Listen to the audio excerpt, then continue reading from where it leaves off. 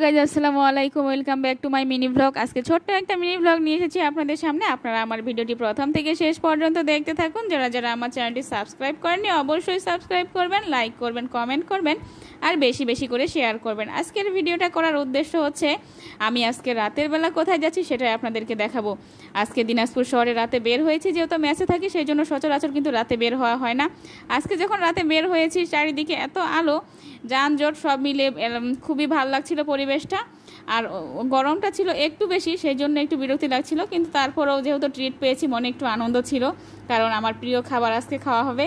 সেই জন্য আমি আপনাদেরকে নিয়ে যাচ্ছি আমার সেই গন্তব্য স্থানে। একদম আমি জেল রোড দিয়ে পার হচ্ছি। আপনাদের যারা দিনাজপুরে আশেপাশে থাকেন তারা অবশ্যই রাস্তাটা চিনতে পারছেন। জেল রোড দিয়ে পার হওয়ার পরেই আয়াসবাবু অটোর মধ্যেই ঘুমিয়ে পড়েছে। অনেক গরম ছিল, গরমের মধ্যে আসলে বাচ্চা অনেক নার্ভাস হয়ে গিয়েছিল। তারপরে চলে এসেছে আমাদের বার্থডে গার্ল মিতুর বার্থডে আজকে, সেই জন্যই আমরা সবাই মিলে বের হয়েছিলাম।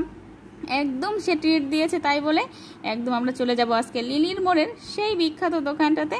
লিলির মোড়ে বললে ভুল হবে, লিলির মোড়ের পাশে লুৎফুন্নেসা টাওয়ার আছে, তার পাশেই সেই বিখ্যাত দোকান। আপনারা হয়তো অবশ্যই বুঝতে পারছেন কি সেটা। আসলে আজকে চলে এসেছি সেই জায়গায়, একদম ফুচকা মামার দোকানের সামনে। লিলির মোড়ে সেই ফুচকাটা আসলে অনেক মজাদার।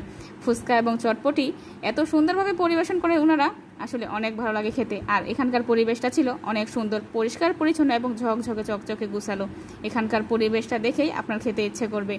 আর এখানকার সব কিছু একদম অনেক ভালো, আর টকটা অনেক মজা। সেই জন্য আপনারা এখানে আসবেন, অবশ্যই ফুচকা খাবেন। অলরেডি আমাদের ফুচকা চলে এসেছে, দেখেন কত সুন্দরভাবে ডেকোরেট করা ফুচকাটা, দেখতেই ভালো লাগে। সেই জন্য আমরা আজকে চলে এসেছি এখানে খাওয়ার জন্য। মিতু, তোমাকে অনেক অনেক ধন্যবাদ। আল্লাহ হাফেজ।